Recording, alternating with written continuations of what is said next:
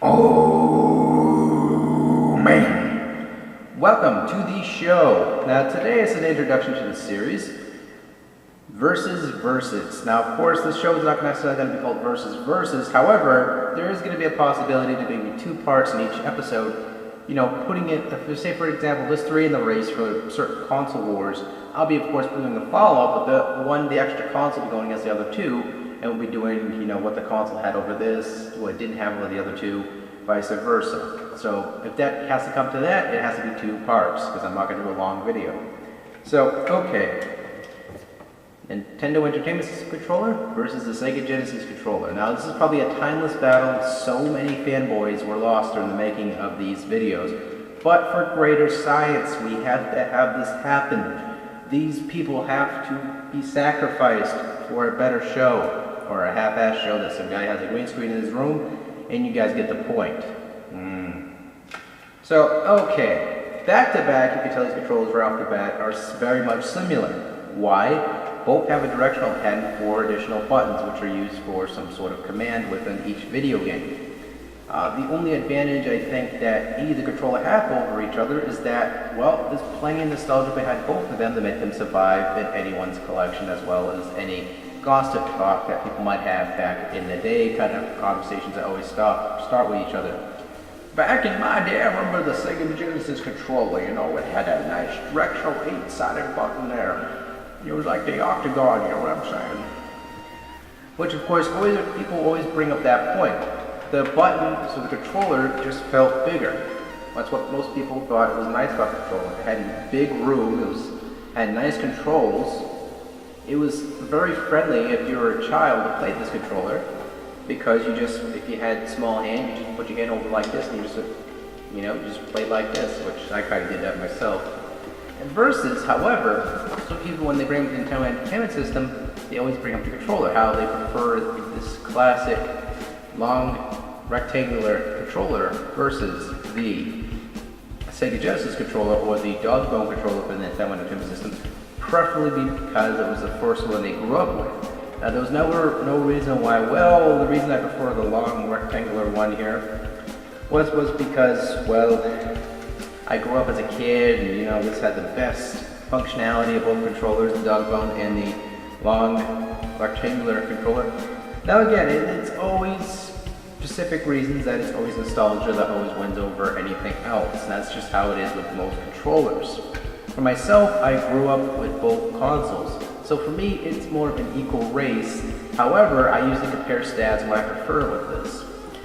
For example, I prefer the simplicity of the Nintendo Entertainment System controller over the Sega Genesis controller, even though they're both almost similar to a T with most function commands. I always preferred this one because it was much more simpler for me when I was a child. I grew up with it just looking at the controller. It was smaller than the Sega Genesis controller. Able to pick it up and just, granted though, I think what sold the console more for me for the Sega Genesis version was, the 8-directional pad on the directional pad on the Sega Genesis.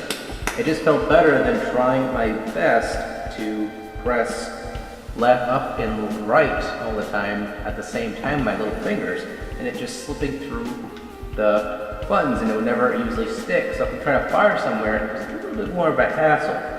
So when it came to controller versus controller when it came to directional pad, I'd really have to go with Sega Genesis. It had an 8-directional function here, which was not very nice. Quite frankly, it was a good feature. I mean, Nintendo probably did come up with third-party company controllers that did have that sort of, 8-directional sided controller. But that's, of course, for the test of time to locate for yourself, or as well as myself later on Google or something magical like that. The next thing I'd like to point out as well, the advantage here with the buttons. Now the buttons all have their own purposes in every video game from Nintendo as well as the Sega Genesis. Now again, the simplicity of the Nintendo Entertainment System controller seems like it would be the better selection here, right? Very true.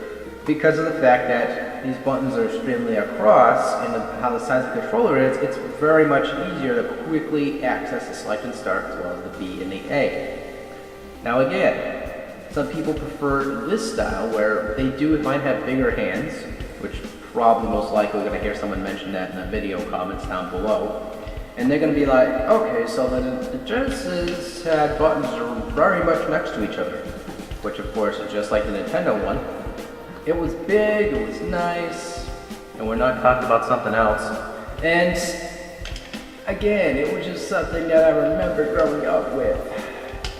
But at the end of the day, I preferred, well, it was a stalemate because of the fact that both controllers were very much easier to access all the buttons on the controller. Whether you had big hands, small hands, it was a stalemate.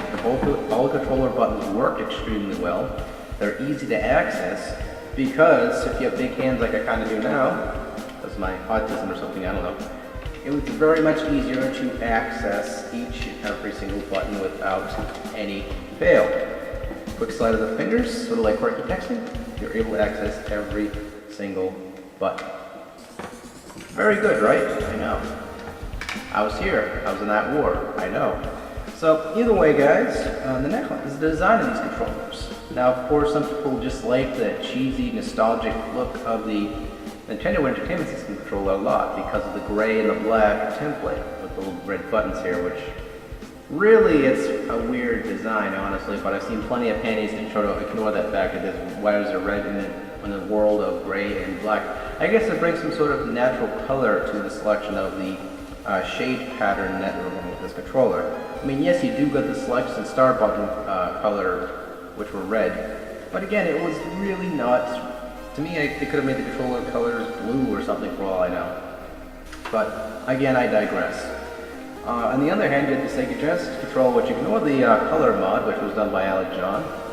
These buttons were mostly black. It had like that sleek black look to it. And you had the Sega Genesis logo across here, or the Megadrive logo across your local console, which you have that preferably. It had the grayish white button up here, and it had start. Again, it was a very simplistic look. Depending what model you have, either just these buttons were white or just black entirely, or red. Each controller had their own specific style to it. Now, of course, the one I would preferably go with was the Sega Genesis because for me, I don't know why, it just didn't sell me too much. I preferred this color. That's just how it is. So again, I mean, both controllers both had their equality in most parts, both had the similar ideas. However, a couple had a little bit more of an edge over each other, most with simplicity as well as diversity. So at the end of the day, the last thing we can only really look at is the controller plugs. Which one do you look better? No, I'm only kidding. That does not matter really. As long as it plugs and plays into the controller console port, it does not matter really. So at the end of this video, the question for you YouTubers is, which controller do you prefer? Just type in Sega's or Nintendo's, or give a little bit of a story of which one you really prefer and what you like about it, and vice versa. Friendly little topic. I mean, it's not really to push down each controller. It's just for the fact that it's always preference of choice, especially with these two controllers, which is of course going to be the moral of this epic mini show I'm going with here. It isn't to bash the other games, it's to try to praise each game and see, at the end of the day, which one is best for you. That's pretty much this video. So, hope you guys enjoyed this episode, and as always, more will be coming up soon. Oh man, I need a life.